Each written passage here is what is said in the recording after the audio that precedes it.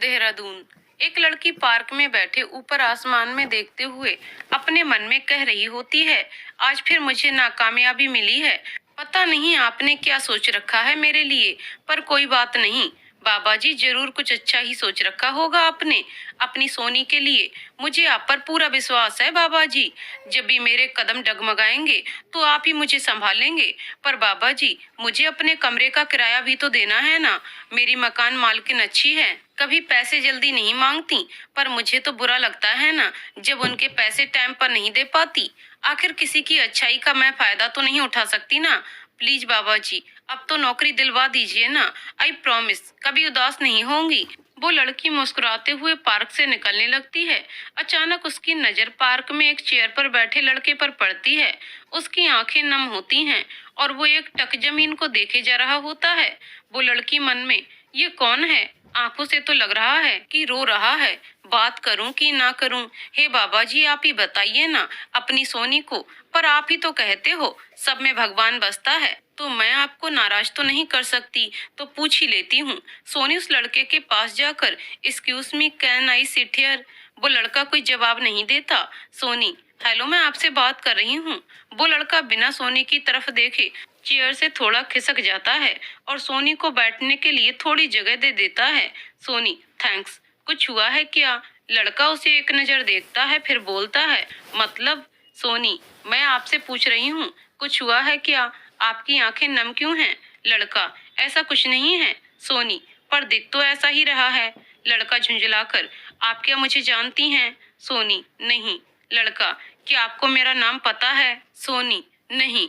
लड़का, क्या आप मेरी दोस्त हैं? सोनी, नहीं। लड़का, तो फिर क्यों अपना और मेरा टाइम खराब कर रही हो? सोनी, मैं तो सिर्फ ऐसे ही पूछ रही हूँ, क्या हुआ? आप रो रहे थे तो पूछा। लड़का, कुछ नहीं हुआ मुझे। सोनी, कभी कभी अपने दुखों को दूसरों के साथ बांट लेना अच्छा होता है, मन हल्का हो जाता है। लड़का, तुम नहीं समझोगी, हर किसी का दुख अपने खुद का दुख होता है, उसे ही उस दुख के साथ रहना होता है। शायद तुमने कभी कोई गम नहीं देखा, इसलिए बिंदास बोले जा रही हो। सोनी एक नजर उस लड़के को देखती है, फिर सामने देखते हुए बोलती है, किश्ती तो सबकी डूबी हुई है यहाँ। बस इतनी सी बात है मेरे यार, कोई तैर कर पार हो जाता है और कोई डूब कर तर जाता है। सोनी, जिंदगी में हर किसी के हिस्से में गम है मेरे दोस्त। बस कोई ऊपर वाले से शिकवा कर लेता है, तो कोई ऊपर वाले का इम्तिहान समझकर जिंदगी जी लेता है। लड़का, ये शायरी, ये बड़ी बड़ी बातें सब कहने की होती हैं। मेरा असली दर्द तो सिर्फ वही जान सकता है जो अकेला हो, जो अपना सब कुछ खो चुका हो। तुम सिर्फ ही शायरी ही कर सकती हो। सोनी, हाँ सही कहा तुमने, मैं सिर्फ शायरी और ये बड़ी बड़ी बातें ही कर सकती हूँ, पर ये गलत है कि मैं अकेले होने का दर्द नहीं समझ सकती। लड़का, तुम और अकेलेपन का दर्द समझ सकती हो, तुम जो कभी अकेली रही ही नहीं होगी। वो क्या जाने अकेलेपन का दर्द। सोनी, 7 साल से अकेले ही जी रही हूँ। लड़का हैरानी से उसकी तरफ देखकर, क्या मतलब 7 साल से अकेले? सोनी, 12 साल की थी जब माँ नहीं रही। कुछ महीने बाद बाप ने दूसरी शादी कर ली। 4 साल सौतेली माँ के लिए काम वाली बाई बनकर काम आती रही। सुकून था कि चलो सर पर छत है, 2 वक्त का खाना और स्कूल में पढ़ने को मिलता रहा। बाप को तो मुझसे कोई मतलब ही नहीं रहा था कभी, शुरू से ही, क्योंकि उनको तो बेटे की चाह थी। फिर 4 साल बाद जब उनके बेटा हुआ, तब सौतेली माँ ने बाप के कान भरकर हमेशा के लिए घर से निकाल दिया। उसके बाद जिंदगी का सफर अकेले ही शुरू कर दिया। भगवान से शिकायतें कम होती गईं, जिंदगी से प्यार हो गया अब। वो लड़का सोने की तरफ देखता है, कितना सुकून था उसके चेहरे पर। लग ही नहीं रहा था कि इतने सुकून से भरे चेहरे वाली लड़की इस हद तक अकेली रह गई होगी। लड़का, फिर क्या किया तुमने? सोनी, फिर कुछ दिन तो कभी यहाँ वहाँ भटकती रही, फिर एक जगह बेटर की पार्ट टाइम जॉब के साथ में प्राइवेट ग्रेजुएशन भी की, बस। लड़का, काफी संघर्ष किया है तुमने जिंदगी में। आई एम सॉरी, मैंने तुम्हें पता नहीं क्या क्या बोल दिया, मुझे पता नहीं था ये सब। सोनी, आप सॉरी मत मांगे, ये तो चलता रहता है और संघर्ष तो हर किसी की लाइफ में रहता है। कोई रोटी के लिए, कोई रहने के लिए, कोई किसी और चीज के लिए संघर्ष करता ही रहता है।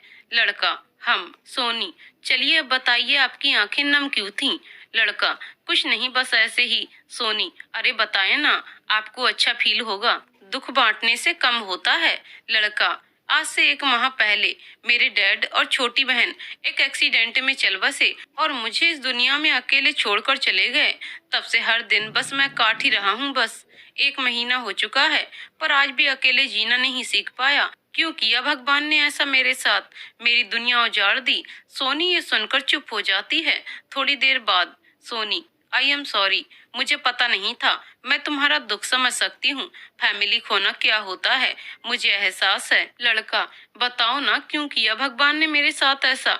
मेरी छोटी बहन का क्या कसूर था जो इतनी जल्दी उसे मुझसे दूर कर दिया भगवान ने? सोनी उस लड़के के कंधे पर हाथ रखकर, प्लीज हिम्मत रखो, मैं तुम्हारा दुख तो नहीं कम कर सकती, पर प्लीज खुद को संभालो। तुम्हें ऐसे देखकर उनकी आत्मा को कितनी तकलीफ हो रही होगी। लड़का, मुझसे नहीं हो पाता यार। आज 1 महीना हो चुका है उनको इस दुनिया से गए हुए, पर मैं वहीं ठहर गया हूँ। इससे अच्छा तो भगवान मुझे भी उठा लेते। सोनी, हर किसी को कभी ना कभी इस दुनिया से चले जाना ही है। मैं भी एक ना एक दिन चली जाऊंगी इस दुनिया से, और तुम भी चले जाओगे एक दिन। कोई भी यहाँ हमेशा के लिए नहीं रहता। जीवन मौत तो प्रकृति का चक्र है एक। शायद तुम्हारे माँ बाप और बहन का इस दुनिया में इतना ही वक्त लिखा था, और निश्चित समय पर हर किसी को जाना ही पड़ता है इस दुनिया से। मुझे पता है किसी के जाने का गम कोई नहीं बांट सकता, किसी की कमी कोई पूरी नहीं कर सकता, पर हमें अपनी आखिरी सांस तक ये जीवन जीना होता है। क्या तुम्हें ऐसे उदास देखकर तुम्हारे माँ बाप बहन की आत्मा दुखी नहीं होती होगी? तुम्हें आगे बढ़ते हुए देखकर ही उनकी आत्मा को सुकून मिलेगा। तुम्हें आगे बढ़ना चाहिए, उनके अधूरे सपने पूरे करने चाहिए। यही तुम्हारा फर्ज है। ऐसे दुखी बैठे रहने से उन्हें सुकून नहीं मिलेगा। हर किसी ने कभी ना कभी किसी को खोया होता है, पर ये जीवन की रीत है। कोई आता है, कोई जाता है। तुम तो फिर भी बड़े हो, पर उनका सोचो जो बचपन में ही अपने माँ बाप को खो देते हैं, पर फिर भी एक न एक दिन अकेले जीना सीख ही जाते हैं। मैंने भी अपनी माँ को खोया था, पर फिर धीरे धीरे समझ आ गया कि हर किसी को अपना समय पूरा करके यहाँ से जाना ही होता है। वो लड़का उसकी बातें नम आंखों से सुनता रहता है। सोनी, हर किसी की जिंदगी में दुख है यहाँ, पर फिर भी हमें आगे बढ़ना पड़ता है। प्लीज खुद को इस गम से निकालो और जिंदगी की नई शुरुआत करो, जिससे तुम्हारे अपनों की आत्मा को शांति मिलेगी। लड़का, हाँ। सोनी, हल्का महसूस हुआ? लड़का, हाँ। सोनी, गुड। कभी कभी किसी से गम बांट लेने चाहिए, हल्का महसूस होता है। लड़का हल्का सा मुस्कुरा देता है। सोनी, अच्छा चलो नई शुरुआत करते हैं आज। सोनी खड़ी होकर हाथ आगे करके, hello, my name is Soni Kapoor. लड़का हाथ आगे कर, hello, I am Arjun Bajwa. Soni, तो मिस्टर अर्जुन बाजवा, क्या आप मुझसे दोस्ती करना पसंद करेंगे?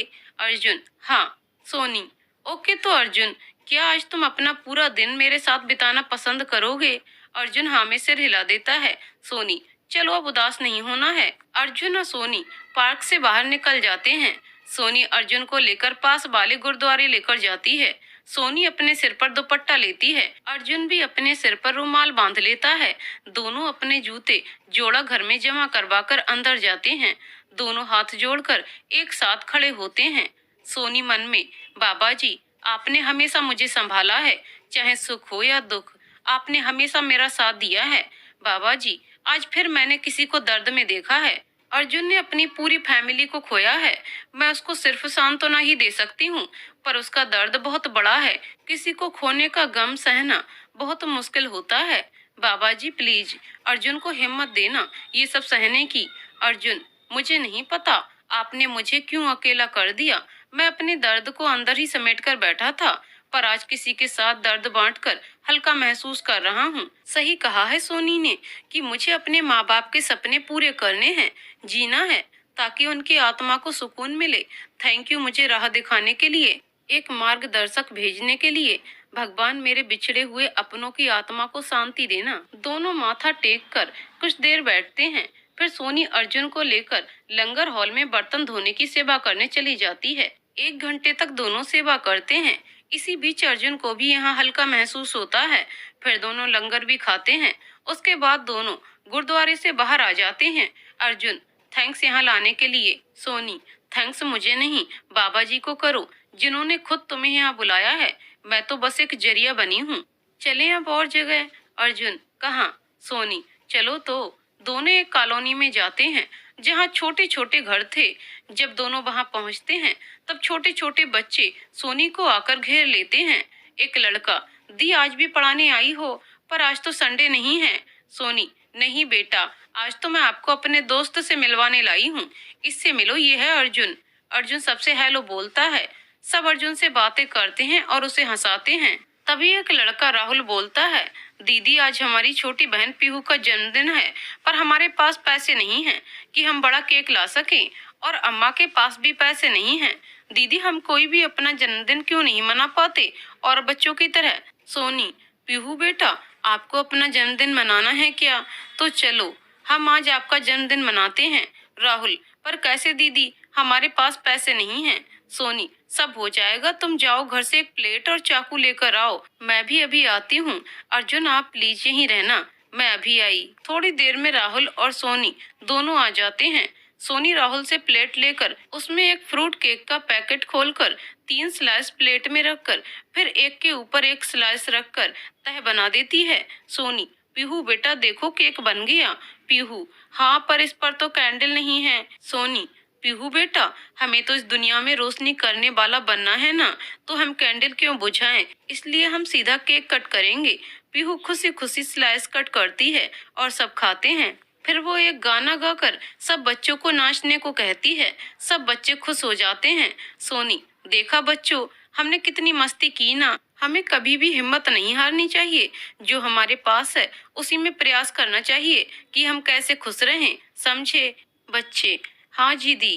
कुछ देर बाद दोनों कॉलोनी से निकल जाते हैं।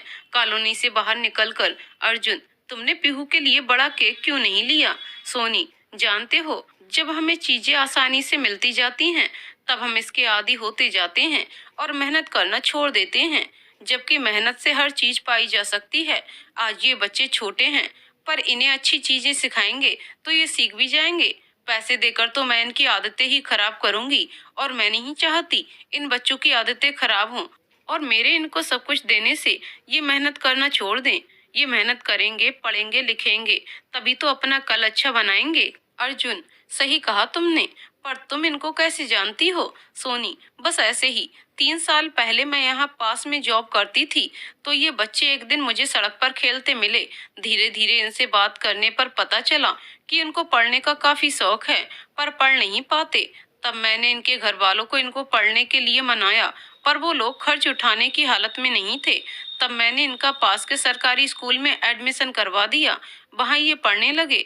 मैं भी इनको फ्री टाइम में पढ़ाने आती रहती हूँ कॉलोनी में। अर्जुन, बहुत नेक काम कर रही हो तुम।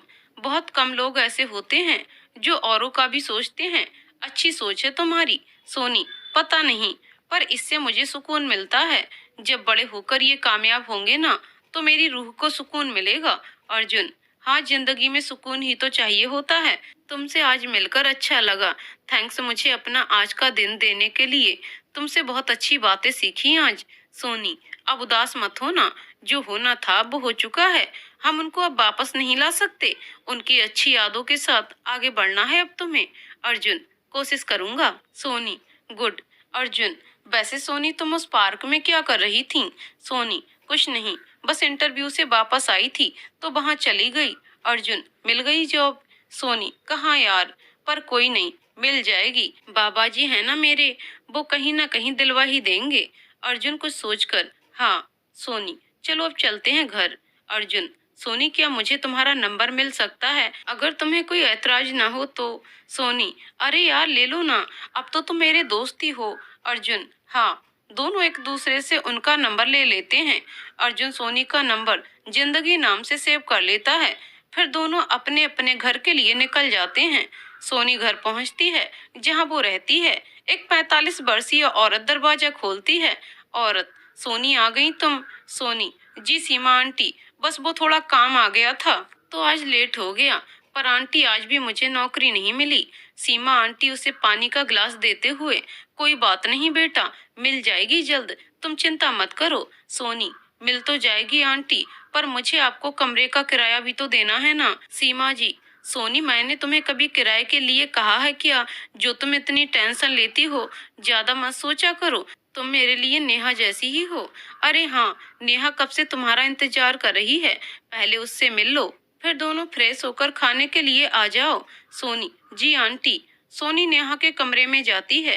नेहा सोनी को देखकर दौड़कर उसके पास जाती है और खुशी से उसे गोल गोल घुमाने लगती है। नेहा, दी दी दी, आज मैं बहुत ज्यादा खुश हूँ। सोनी, अरे अरे धीरे, नेहा मैं गिर जाऊंगी। नेहा, सॉरी सॉरी दी।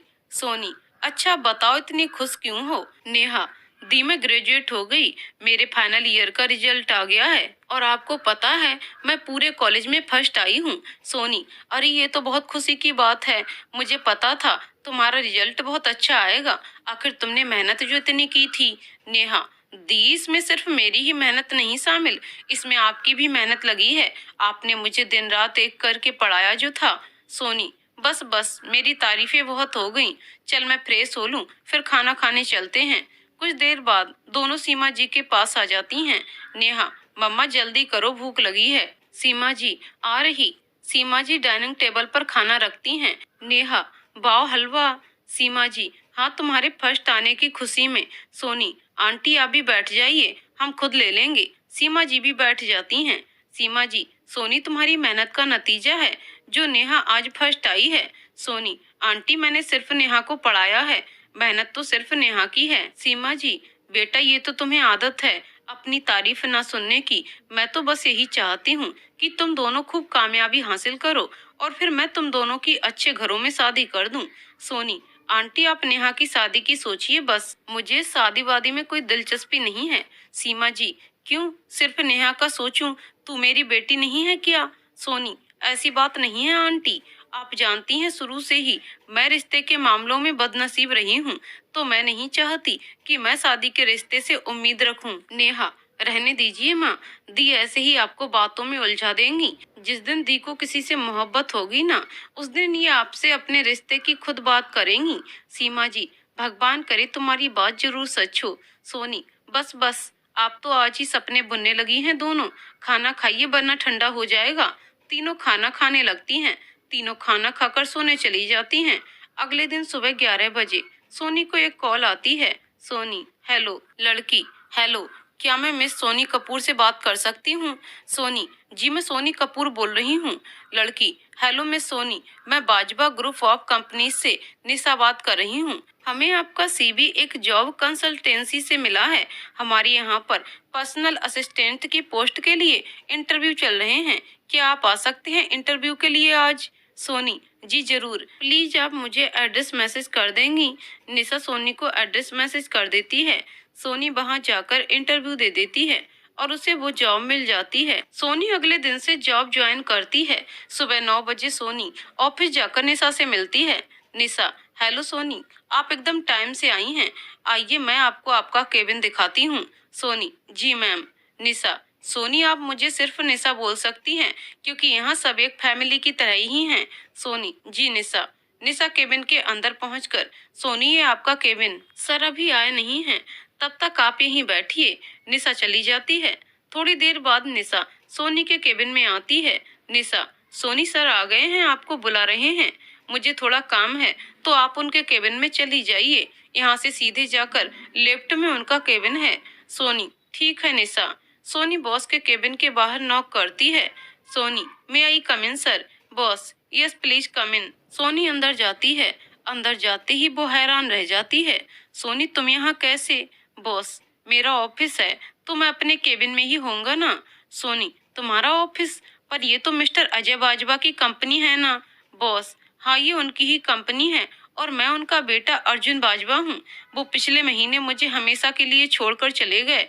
फिर मुझे एक दोस्त ने समझाया कि मेरे उदास होने से उनकी आत्मा को ठेस पहुंचेगी, मुझे उदास ना होकर उनके सपनों को पूरा करना चाहिए, तो बस मैंने ऑफिस आना शुरू कर दिया।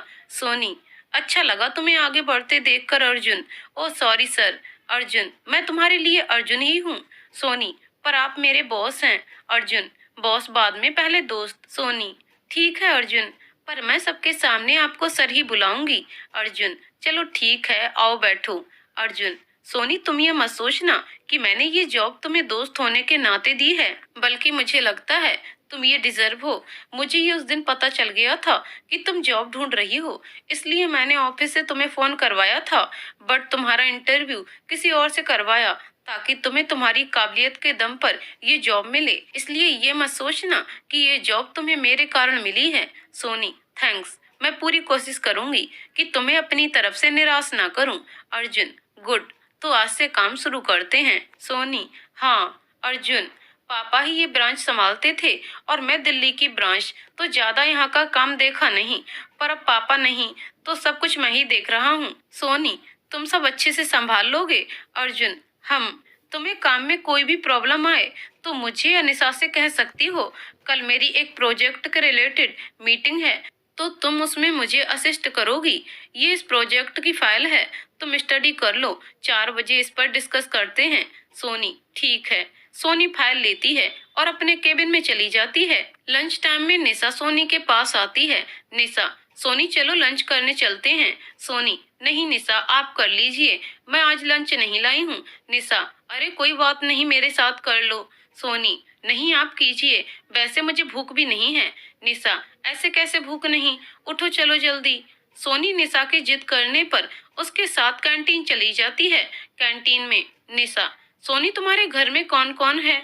सोनी, सीमा आंटी और उनकी बेटी नेहा जो मेरी बहन जैसी है, बस हम तीनों ही हैं। निशा, तुम्हारे मॉम डैड? सोनी, है भी और नहीं भी। निशा, मतलब? नहीं, अगर तुम नहीं बताना चाहती तो कोई बात नहीं। सोनी, अरे नहीं ऐसी कोई बात नहीं, मेरी मॉम इस दुनिया में नहीं है अब। उनके जाने के बाद पापा ने दूसरी शादी कर ली थी। कुछ साल ठीक रहे, पर एक दिन मेरी सौतेली माँ ने मुझे घर से निकाल दिया। उन्हें डर था कि कहीं मैं उनके बेटे का हक ना ले लूं। डैड ने भी मुझसे किनारा कर लिया। बस तब से मैं अकेली हूँ। फिर इस शहर में आई। निशा, आई एम सॉरी, मेरे कारण तुम फिर से उदास हो गई। मुझे पूछना नहीं चाहिए था।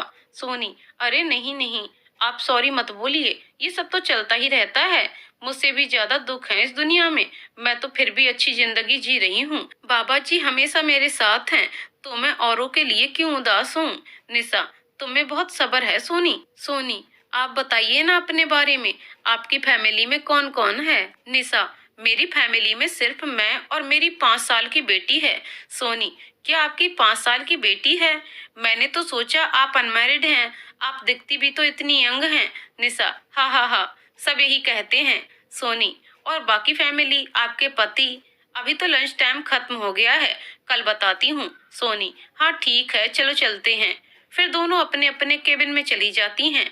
शाम को सोनी अर्जुन के केबिन में जाती है। अर्जुन, तो सोनी तुमने प्रोजेक्ट फाइल देख ली? सोनी, जी। अर्जुन, ओके, तो तुम्हारे पास कोई आइडिया है जिससे हम अपना प्रपोजल बेहतर पेश कर सकें उन्हें? सोनी, हाँ देखिए अर्जुन, जो अपार्टमेंट का डिजाइन हमने बनाया है वो अच्छा है। रहने वालों के लिए अपार्टमेंट डिजाइन बेस्ड है। हम इसमें एक और चीज ऐड कर सकते हैं। अर्जुन, क्या? सोनी, हमें इसके साथ एक बिल्डिंग के सामने एक पार्क भी दे सकते हैं। जैसे कि ये रेजिडेंशियल अपार्टमेंट है तो फैमिली में बच्चे और बुजुर्ग भी होंगे, तो पार्क की तरफ कस्टमर्स का ध्यान आकर्षित होगा। अर्जुन, हम। गुड आइडिया, और पार्क के लिए जगह भी है आगे। चलो ये ब्लूप्रिंट एडिट करवा लेता हूँ। आई होप क्लाइंट को डिजाइन पसंद आए। Soni, I hope so. दोनों फिर अपने अपने काम में लग जाते हैं। शाम को सोनी खाना खाते हुए नेहा और सीमा को ऑफिस में क्या क्या हुआ बता रही होती है। नेहा, क्या दी, आप ना बस ऑफिस के काम के बारे में ही बता रही हो, कुछ और बताओ ना। ऑफिस में कोई हैंडसम लड़का नहीं मिला क्या? सोनी उसके सिर पर चपत लगाते हुए, मैं वहाँ काम करने जाती हूँ, ना कि लड़के ताड़ने। नेहा, क्या दी, आप ना कितनी बोरिंग हो। वैसे आपके बॉस कैसे हैं, स्मार्ट हैं? सीमा आंटी, हाँ हाँ हाँ, सोनी इसका बस चले ना तो ये आज ही तुम्हें लड़का पसंद करवा दे। नेहा, और नहीं तो मेरा भी मन करता है किसी को जीजू बोलने को। सोनी, बस बस, ज्यादा सपने मत देख। और मेरे बॉस मेरे बहुत अच्छे दोस्त बन गए हैं, वो बहुत अच्छे स्वभाव के हैं। सीमा आंटी, सोनी, आज ही तो तुम्हारा पहला दिन था ऑफिस में, तो एक ही दिन में दोस्ती कैसे? सोनी, अरे आंटी, उनसे मैं पहले भी मिली हूँ। फिर सोनी उन दोनों को उस दिन पार्क वाली सारी बात बता देती है। सीमा आंटी, बहुत बुरा हुआ उस बच्चे के साथ, भगवान उसे जल्दी ही इस दुख से उबार ले। नेहा, हाँ। तीनों फिर कुछ देर बाद सोने के लिए चली जाती हैं। रात को सोनी को अर्जुन का मैसेज आता है। सोनी, सॉरी इतनी रात को तुम्हें मैसेज किया, असल में क्लाइंट की मेल आई थी, उन्हें परसों आउट ऑफ इंडिया जाना है, तो वो कल सुबह मीटिंग करना चाहते हैं, तो प्लीज सुबह जल्दी आ जाना ताकि 10 बजे मीटिंग शुरू कर लें। सोनी मैसेज का रिप्लाई करती है, ठीक है अर्जुन, मैं सुबह टाइम पर आ जाऊंगी। अगले दिन सोनी जल्दी ऑफिस पहुंच जाती है। अर्जुन, सोनी प्रेजेंटेशन के लिए रेडी होना, क्योंकि ये प्रेजेंटेशन तुम दोगी। सोनी, पर अगर कुछ गलत हो गया तो? अर्जुन, अरे कुछ गलत नहीं होगा, या तो डील होगी या नहीं होगी, इसलिए ज्यादा परेशान मत हो, बस अपना 100% दो। सोनी, हम। तभी अर्जुन को निशा फोन कर बताती है, सर मिस्टर बांसल मीटिंग के लिए आ गए हैं। अर्जुन, ठीक है, उन्हें मीटिंग रूम में बिठाओ, हम 5 मिनट में आते हैं। अर्जुन सोनी को बेस्ट ऑफ लक बोलता है और दोनों मीटिंग रूम में चले जाते हैं। मीटिंग रूम में, hello mister Bansal. Arjun mister Bansal से हाथ मिलाते हुए कहता है, mister Bansal. Hello mister Bajwa, कैसे हैं आप? आपकी फैमिली के बारे में जानकर बहुत दुख हुआ। अर्जुन, बस मिस्टर बांसल, होनी को कौन टाल सकता है, इनसे मिलिए, ये है मिस सोनी, आज की प्रेजेंटेशन यही देंगी। Soni, hello sir. Mister Bansal, hello miss Soni, let's start the meeting. Soni presentation शुरू कर देती है। मिस्टर बांसल को प्रेजेंटेशन पसंद आती है और सोनी के आइडिया भी पसंद आते हैं।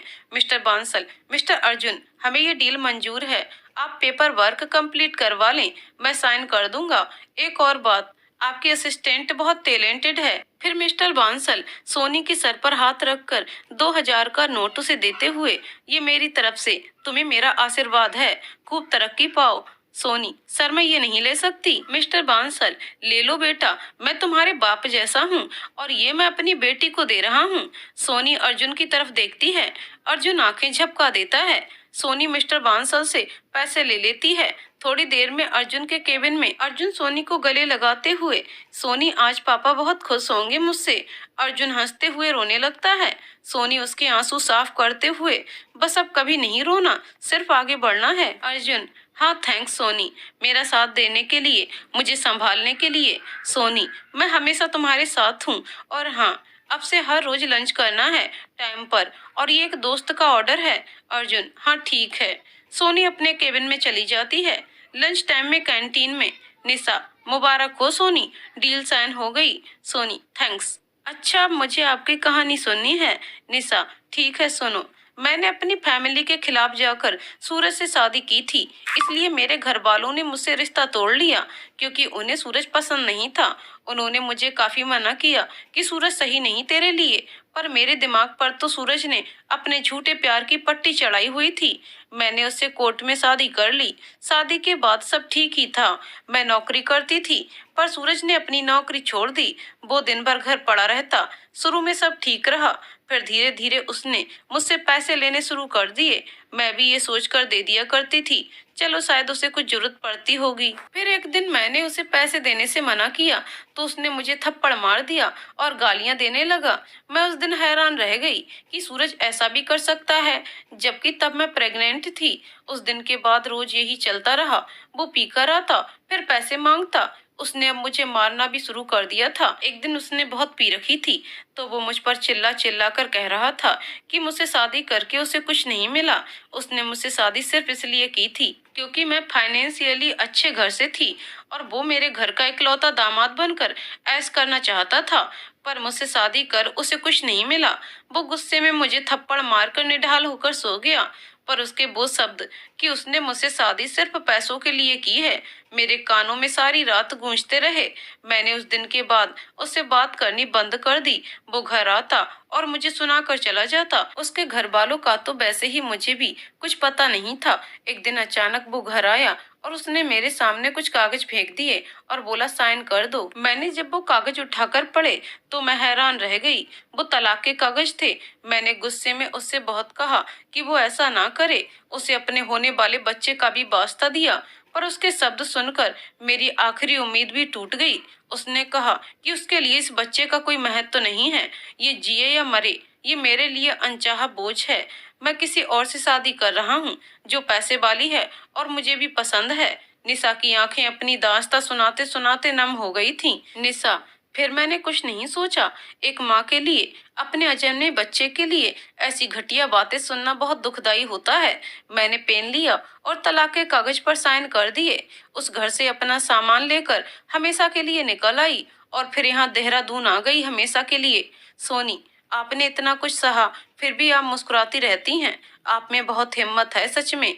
आप तब अपने मायके क्यों नहीं गई वापस? निशा, किस मुंह से जाती उनके पास? उस घर के दरवाजे तो मैंने खुद ही बंद कर लिए थे सूरज से शादी करके, इसलिए मैंने वो शहर छोड़ दिया हमेशा के लिए। और तुम कहती हो ना कि मैं खुश रहती हूँ हमेशा, और मुझे देखकर लगता ही नहीं है कि मैंने इतना दुख सहा है। तो उसकी वजह है मेरी बेटी जिया। मेरी मुस्कुराहट का राज मेरी जिया, मेरे जीने की वजह जिया। जिया का जिक्र करते ही निशा के चेहरे पर अलग ही खुशी आ गई थी। निशा सोनी को जिया की फोटो दिखाती है। सोनी, अरे कितनी प्यारी है ये क्यूट सी जिया। निशा, क्यूट तो है पर शैतानी भी बहुत करती है। सोनी, हाँ हाँ हाँ, बच्चे तो ऐसे ही होते हैं। निशा, हाँ। सोनी, देहरादून आने के बाद कैसे रही? मेरा मतलब तब आप प्रेग्नेंट थी, तो नई जगह आपको तो बहुत मुश्किलें देखनी पड़ी होंगी ना? निशा, हाँ मुश्किलें तो बहुत आई, पर कहते हैं ना कि भगवान एक रास्ता बंद करता है तो बहुत से रास्ते खोल भी देता है।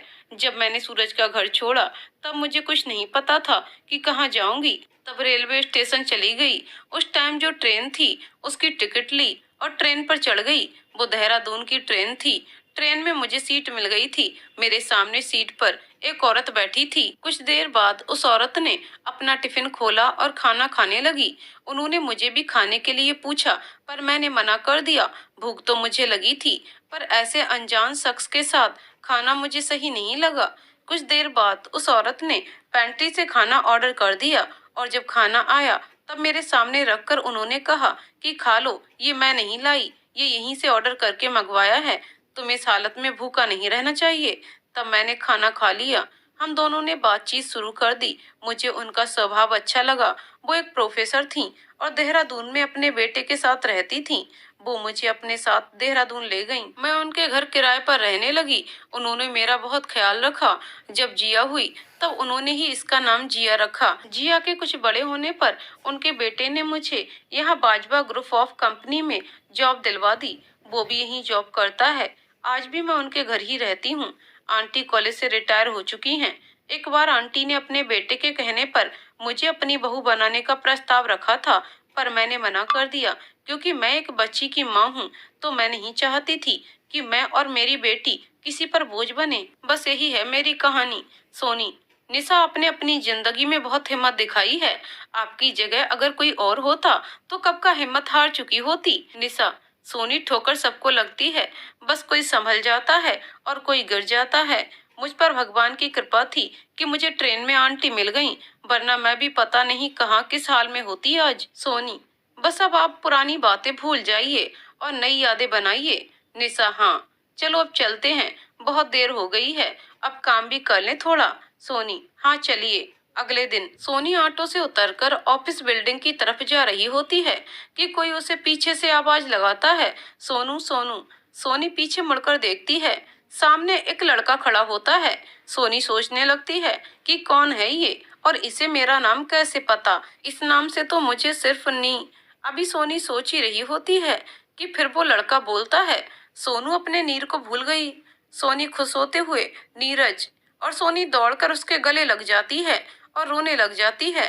नीरज, सोनू कहाँ चली गई थी तू? पता है मॉम और मैं तुझे कितना मिस करते हैं आज भी। सोनी उसे देखते हुए, तुम लोगों को आज भी मैं याद हूँ। नीरज, पागल, हम क्या अपनी छोटी सी सोनू को भूल सकते हैं कभी? सोनी, हाँ हाँ हाँ, वो तो है।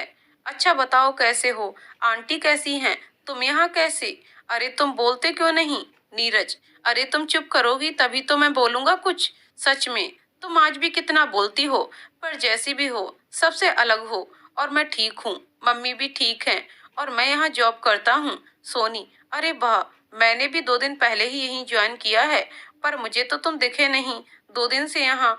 नीरज, अरे हफ्ते की छुट्टी पर था तो आज आया हूँ। चल अंदर चलते हैं, बातें तो होती रहेंगी। अब दोनों ऑफिस के अंदर चले जाते हैं। अर्जुन दूर गाड़ी में अंदर से उन दोनों को देख रहा होता है, जो कि कुछ देर पहले ही आया होता है। अर्जुन मन में, ये तो नीरज है, हमारा अकाउंटेंट, शायद सोनी को जानता है। फिर वो भी ऑफिस के अंदर चला जाता है। अर्जुन के केबिन में, अर्जुन, सोनी, हमें शाम को साइट देखने जाना है, जो प्रोजेक्ट हमने लिया है, तब तक तुम पेंडिंग वर्क कंप्लीट कर लो। तभी अर्जुन के केबिन का दरवाजा खुलता है तो दरवाजे पर एक लड़का और एक औरत खड़े होते हैं। अर्जुन दौड़कर उस औरत के पैर छूता है। वो औरत उसके सर पर हाथ रखकर, खुश रहो बेटा, ठीक हो ना तुम अर्जुन। अर्जुन उन्हें गले लगाते हुए, बुआ कैसे हो आप, अब तबीयत कैसी है आपकी, आप यहाँ क्यों आ गए, इतना लंबा सफर करके, आपको घर जाना चाहिए था, आराम करना चाहिए था। औरत के साथ वाला लड़का, अरे अरे रुको यार, मम्मा जिद कर रही थी तुम्हें देखने की, तो हम सीधा एयरपोर्ट से यहीं आ गए। अर्जुन उस लड़के को गले लगाते हुए, राघव मेरे भाई कैसा है तू। राघव, मैं बिल्कुल ठीक हूँ अर्जुन, और अब हम आ गए हैं तो तुम भी ठीक हो जाओगे। फिर राघव सोनी की तरफ देखकर सोनी से, आप में सोनी हो ना। सोनी हैरान होते हुए, जी, पर आपको कैसे पता। Raghav, oh I am sorry, मैंने आपको अपनी पहचान तो बताई ही नहीं। खैर, hi, my name is Raghav Khanna, मैं अर्जुन का भाई, दोस्त, सब कुछ हूँ। और ये मेरी मॉम और अर्जुन की बुआ प्रभा खन्ना है। और मुझे और मॉम को अर्जुन ने आपके बारे में सब बता दिया था कि कैसे आपने भाई को दोस्त की तरह संभाला। प्रभा जी सोनी का हाथ अपने हाथ में लेकर, थैंक्स बेटा, आपने हमारे अर्जुन को समझाया, संभाला जब वो अकेला था। मैं तो भाई भाभी के मौत के सदमे में बीमार हो गई थी, तो अर्जुन ने मुझे राघव के साथ इलाज के लिए न्यूयॉर्क भेज दिया था। पर अब ठीक हूँ तो वापस अपने अर्जुन के पास आ गई हूँ। पर तुम्हारा बहुत एहसान है हम पर। सोनी, नहीं मैम, ऐसा मत बोलिए, मैंने तो बस एक अच्छे इंसान की तरह अर्जुन जी को समझाया था बस। पर अब आप आ गए हैं तो इनका अकेलापन दूर हो जाएगा। प्रभा, तुम बहुत प्यारी हो बेटी, मुझे अच्छा लगेगा अगर तुम मुझे आंटी बुलाओगी तो। सोनी, जी आंटी। अर्जुन, सोनी हम कल साइट विजिट करेंगे, अभी मैं बुआ के साथ घर जा रहा हूँ, तो तुम देख लेना बाकी। सोनी, जी आप निश्चिंत रहें। फिर अर्जुन राघव और प्रभा के साथ घर चला जाता है। लंच टाइम में निशा और सोनी लंच कर रही होती हैं। तभी नीरज भी वहां आ जाता है। नीरज सोनी के पास बैठते हुए, सोनू अकेले अकेले ही खा रही हो, भुक्कड़ मोटी हो जाएगी, कम खा। सोनी, तुम नीरू के बच्चे सुधर जा, नहीं तो पिट जाएगा मुझसे। और क्या बोला मुझे, मोटी, मोटी होगी तेरी बीवी। नीरज, नहीं नहीं, तू मोटी, तेरा पति मोटा। सोनी, हट, चल आप खा ले। निशा जो कब से उन दोनों को लड़ते देख रही थी, कुछ देर बाद वो बोली, तुम एक दूसरे को जानते हो क्या। सोनी, हाँ। नीरज, अरे जानते क्या, हम तो एक फैमिली हैं, और ये तो मॉम की लाडली है, मॉम बहुत प्यार करती हैं इससे। निशा, आंटी तो है ही अच्छी, सबके लिए प्यार है उनके दिल में। सोनी, आप आंटी को जानती हैं निशा। निशा, वो जिनके घर में मैं रहती हूँ वो आंटी का ही बेटा है, और नीरज ने ही मुझे यहाँ जॉब दिलवाई है।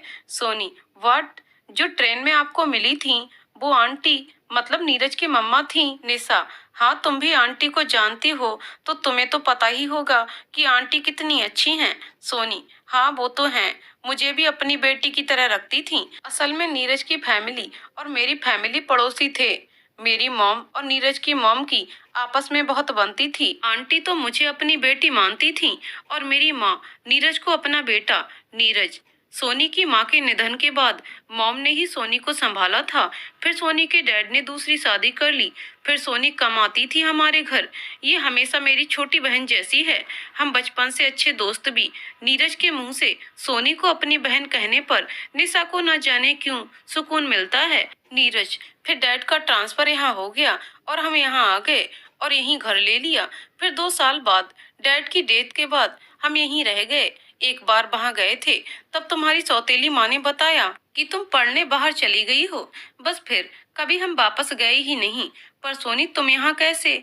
फिर सोनी उसे अपनी अब तक की कहानी बता देती है।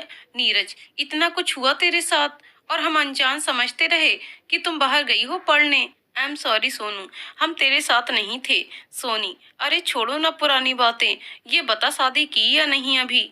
नीरज, अरे कहाँ यार, कोई पसंद ही नहीं आई, और जो पसंद आई उसने हाँ नहीं की। सोनी उसका इशारा निशा की तरफ है, समझ जाती है। तभी निशा का फोन बजता है और वो उठकर चली जाती है।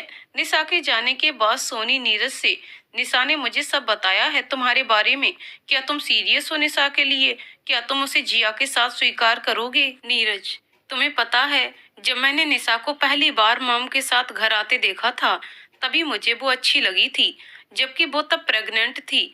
फिर धीरे धीरे उससे दोस्ती हो गई। माँ और मैं उसका बहुत ख्याल रखते थे। उसका अतीत जानकर मुझे बहुत तकलीफ हुई थी। जब जिया हुई तब मैंने ही पहली बार उसे उठाया था। मुझे लगा मैंने अपनी बेटी को ही उठाया है। फिर कब जिया हम तीनों की जान बन गई, पता ही नहीं चला। सूरज ने जो भी किया उसमें निशा और जिया की क्या गलती है? इसलिए मैंने मॉम से निशा से शादी की बात कही। मॉम भी खुशी मान गई, पर निशा ने इनकार कर दिया क्योंकि वो हम पर बोझ नहीं बनना चाहती। वो मेरी परवाह करती है। मुझे भी लगता है कि वो मुझे पसंद करने लगी है। बस लोग मेरे बारे में बातें बनाएंगे, इसलिए वो चुप है अब तक।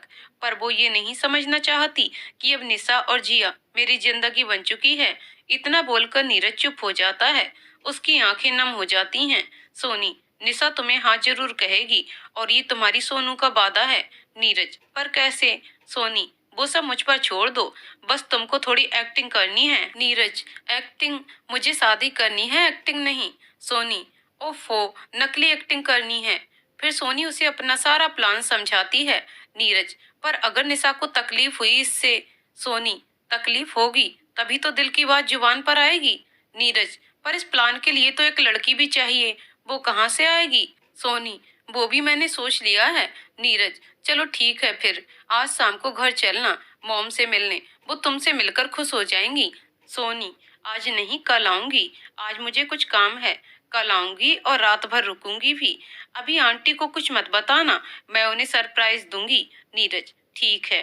शाम को सोनी आसना कॉलोनी की तरफ बच्चों से मिलने पैदल ही जा रही होती है।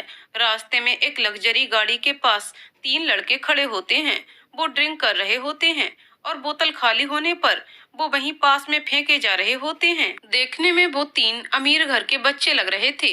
निशा उनके पास से गुजर रही होती है, तभी वो वापस उनके पास आती है। सोनी, ये आप लोग क्या कर रहे हो? ऐसे कांच जमीन पर फेंकने से किसी के भी लग सकता है।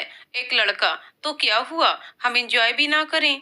दूसरा लड़का, हम तो जश्न मना रहे हैं, हमारे ऋतिक यार ने नई गाड़ी ली है तो एंजॉय करना बनता है। सोनी, तो आप ऐसे एंजॉय करेंगे यहाँ गंद डालकर? पहला लड़का, तो कैसे करते हैं एंजॉय? दूसरा लड़का, अरे समझा करना यार, लड़की नई गाड़ी देखकर लॉन्ग ड्राइव पर जाना चाहती होगी ना। सोनी, नई गाड़ी? ओ, मैंने तो गौर ही नहीं किया। वैसे तुम दोनों में से ये किसकी है? पहला लड़का, हम दोनों की नहीं है, पर हमारे दोस्त ऋतिक की तो है। सोनी, ओ, बेगानी शादी में अब्दुल्ला दीवाना है यहाँ। दूसरा लड़का, तुम अपनी औकात में रहो समझी, तुम क्या जानो ऐसी गाड़ी के बारे में? सोनी, अरे यार, मैं तो सच में ही नहीं जानती ऐसी गाड़ी के बारे में। शायद ये हवा में उड़ती होगी या फिर पानी में चलती होगी, क्योंकि जमीन पर चलने वाली गाड़ियों का तो मुझे पता है। उनमें से एक लड़का जो देखने में अच्छा लग रहा था और उसने कम पी रखी थी, वो बोलता है, हे मिस, कूल डाउन। क्या हुआ? हम बस एंजॉय ही कर रहे थे और अपने सुकून के लिए कुछ भी करना गलत तो नहीं। सोनी उसकी तरफ देखकर, तुम सब में से मुझे तुम थोड़े बात करने लायक लगते हो। नाम क्या है तुम्हारा? लड़का, ऋतिक। सोनी, हाँ तो ऋतिक, तुम सब ये पार्टी कर रहे हो ताकि तुम्हें सुकून मिल सके, पर आज तुम पीकर गिरते पड़ते देर रात घर पहुंचोगे और लेट सुबह एक लंबे सिरदर्द के साथ उठोगे, तो ये है तुम लोगों का सुकून? ऋतिक, पर अभी तो हम सुकून में है ना। सोनी, इस थोड़ी देर के सुकून का क्या फायदा? असली सुकून नहीं होता। जानना चाहते हो असली सुकून के बारे में? ऋतिक, हाँ। पहला लड़का, अरे यार ऋतिक, तुम भी किसकी बातें सुन रहे हो? दूसरा लड़का, हाँ ऋतिक, चल ड्राइव पर चलते हैं। ऋतिक, तुम दोनों चुप रहो थोड़ी देर। हाँ तो मिस सोनी बताइए असली सुकून के बारे में। सोनी, बड़ी जल्दी है तुम्हें जानने की, लगता है जिंदगी में सुकून की बहुत कमी है तुम्हारे। ऋतिक, मेरी जिंदगी सुकून ही है। सोनी, हम। ओके, पहले मुझे ये बताओ कि आपके माँ बाप खुश हैं आपसे? ऋतिक, मेरी मम्मा नहीं है अब इस दुनिया में, और पापा तो खुश ही होंगे मुझसे। सोनी, आई एम सॉरी, कितने साल के थे तब तुम? ऋतिक, 5 साल का, मुझे थोड़ा थोड़ा ही याद है वो। सोनी, ओके, मतलब तुम बहुत छोटे थे। तुम्हारे डैड ने दूसरी शादी नहीं की? ऋतिक, नहीं, पर वो मुझे मम्मा पापा दोनों का प्यार देते थे। सोनी, अच्छा, तुम अपने डैड से हर दिन मिलते हो ना? मतलब एक ही घर में रहते हो तो मिलते तो होगे ना रोज? ऋतिक, नहीं, हफ्ते हफ्ते बाद। असल में मैं लेट घर पहुंचता हूँ, तब तक डैड मेरा वेट करते करते सोफे पर ही सो जाते हैं, और सुबह मैं लेट उठता हूँ और वो जल्दी सुबह उठकर ऑफिस चले जाते हैं, तो हफ्तों तक हमारी बात भी नहीं हो पाती। सोनी, ऋतिक, क्या कभी तुमने सोचा है कि तुम्हारे डैड ने तुम्हारी मम्मा के चले जाने के बाद दूसरी शादी क्यों नहीं की, जबकि उस टाइम वो काफी यंग भी होंगे? ऋतिक, नहीं सोनी, मैं बताती हूँ तुम्हारे लिए, उन्होंने दूसरी शादी नहीं की, क्योंकि क्या पता जो तुम्हारी नई माँ बनकर आती वो तुम्हें संभाल पाती या नहीं। उन्होंने अपने अकेलेपन का नहीं सोचा, बल्कि तुम्हारा सोचा, तुम्हारी परवरिश अच्छे से हो ये सोचा। तुम्हें माँ बाप दोनों का प्यार दिया, पर आज तुम क्या कर रहे हो? तुम पीकर पार्टी करके लेट नाइट घर जाते हो और वो तुम्हारा इंतजार करते करते सो जाते हैं। सुबह सोते रहते हो, बात नहीं हो पाती हफ्तों तक तुम दोनों के बीच। क्या ये है तुम्हारा सुकून? क्या तुम्हारा बाप सुकून में है तुमसे दूर रहकर? कभी उनके साथ जल्दी घर जाकर बात करके देखना और उनके चेहरे का अकेलापन देखना, उनके काम में हाथ बटाकर देखना। यकीन मानना, तुम दोनों को सुकून मिलेगा। ऋतिक, तुम्हारे बाप ने तुम्हारे लिए अपनी पूरी जवानी लगा दी प्यार देने में, और तुम आज उनको तन्हाई दे रहे हो। सोचना इस बारे में। और तुम जानना चाहते हो ना कि असली सुकून क्या है, तो चलो मेरे साथ, आज असली जिंदगी का सुकून दिखाती हूँ। ऋतिक अपने दोनों दोस्तों को घर जाने का बोलकर सोनी के साथ चल पड़ता है। सोनी ऋतिक के साथ आसना कॉलोनी पहुंचती है। ये वही कॉलोनी थी जहाँ वो अर्जुन को लेकर आई थी। वहां दूर एक घर के बाहर बैठा लड़का किताब लेकर पढ़ रहा था। सोनी उसके पास जाकर, राजू, राजू दी, आप आ गए? मैं पढ़ ही रहा था। देखना, इस बार साइंस प्रतियोगिता में मैं जरूर अच्छा करूंगा। सोनी, मुझे पता है, और प्रतियोगिता की तारीख भी आ गई है, अगले महीने की। तो मैं तुम्हारे लिए और किताबें लाई हूँ, तो पढ़ना इनको भी। राजू, जी दीदी, थैंक यू, और मैं ये किताबें संभाल कर रखूंगा ताकि अगले साल और बच्चे इनसे पढ़ सकें। सोनी, गुड, अब तुम जाकर पढ़ो। सोनी और ऋतिक थोड़ा आगे जाते हैं। सोनी, वो देखो ऋतिक, वो 3 बच्चे हैं ना, वो ना अपने दादा दादी के साथ रहते हैं। उनके माँ बाप नहीं हैं, फिर भी वो खुश हैं अपने दादा दादी के साथ, और उनके दादा दादी भी उनको खुश देखकर अपने बेटे बहू को खोने का गम भूल चुके हैं। तुम्हें पता है, ये तीनों बच्चे खूब मन लगाकर पढ़ते हैं, चाहे छोटे स्कूल में ही पढ़ते हैं। स्कूल के हर कंपटीशन में हिस्सा लेते हैं, और जो भी प्राइज मनी इनको मिलती है ना, वो उससे जश्न नहीं मनाते, बल्कि उस पैसे को अपने दादाजी को जमा करवाने को देते हैं, ताकि बड़े होने पर वो अच्छी पढ़ाई कर सकें। और जो राजू थोड़ी देर पहले मुझे मिला था ना, वो स्कॉलरशिप पढ़ रहा है, और जितने भी स्टेट में साइंस कंपटीशन होते हैं ना हमारी, उनमें ये भाग लेता है और जीती हुई मनी जमा करवाता है। और देखा तुमने ना कि औरों का भी सोचता है, जब भी किसी को किताबों की जरूरत होती है तो उनको दे देता है। यहाँ पर हर बच्चा अपने दम पर कुछ ना कुछ सीखता और मेहनत करता है, ताकि उनके माँ बाप पर उनकी पढ़ाई का बोझ न बने। ऋतिक, ये कॉलोनी के लोग गरीबी में रहते हैं, पर इनके बच्चे मेहनती हैं, तभी तो इनकी लाइफ में सुकून है। वो सामने देखो, जो तुम लोग बोतलें पीकर फेंक देते हो ना, ये उनको साफ करके उन पर कलाकारी करते हैं। इसे इंजॉयमेंट कहते हैं, ना कि जो तुम लोग करते हो। मैंने यहाँ बच्चों को सिर्फ पढ़ाते हुए इतना ही समझाया है कि जो हमारे पास है हमें उसी को लेकर अपना कल बेहतर बनाना है। मैं इन्हें पैसे देकर कभी इनकी आदतें नहीं बिगाड़ती, बल्कि कभी किताबें देती हूँ, कभी कंपटीशन पर ले जाती हूँ, और ये बच्चे उसमें बहुत खुश होते हैं। ऋतिक ध्यान से सोनी की बातें सुन रहा था। सोनी, ऋतिक चलें अब? ऋतिक, हाँ। सोनी, आज घर जाकर मेरी बातों पर सोचना जरूर। मुझे तुम अच्छे लड़के लगते हो, तो अपनी जिंदगी अपने दोस्तों के साथ मिलकर मत बिगाड़ो, अपनी लाइफ संवारो, अपने पापा को टाइम दो। मुझे अपनी बड़ी बहन समझकर मेरी सलाह जरूर मानना। ऋतिक, थैंक्स दी, मैं कोशिश करूंगा। फिर दोनों अपने अपने घर चले जाते हैं। सोनी घर पहुंचकर फ्रेश होकर सीमा आंटी के किचन में हेल्प करवाने लगती है। खाना खाते वक्त सोनी सीमा जी और नेहा को नीरज के आज ऑफिस में मिलने और उसके नीरज और निशा को मिलाने के प्लान के बारे में बताती है। सीमा जी, सोनी बेटा वो तो ठीक है, पर क्या नेहा ये सब कर पाएगी? नेहा, मम्मा आप मेरे टैलेंट को कम समझ रही हैं। आपको नहीं पता मैं कितनी अच्छी एक्टिंग करती हूँ। बचपन में आपके सामने एक्टिंग करके मैंने कितनी बार स्कूल से छुट्टी ली है। सीमा जी, हाँ पता है, तू एक नंबर की नौटंकी थी तब, और अब भी कुछ कम नहीं है तू। तीनों हंसने लग जाती हैं। सोनी, आंटी मुझे पूरा यकीन है नेहा ये सब कर लेगी। आंटी, कल रात को हम वहीं रहेंगे, आपको कोई आपत्ति तो नहीं? सीमा जी, बिल्कुल नहीं, मुझे क्यों आपत्ति होगी? मुझे तुम दोनों पर पूरा भरोसा है। बस मुझे फोन नंबर जरूर देना। सोनी, जी आंटी। सीमा जी, चलो अब आराम से खाना खा लो। तीनों खाना खाने लगती हैं। अर्जुन के घर।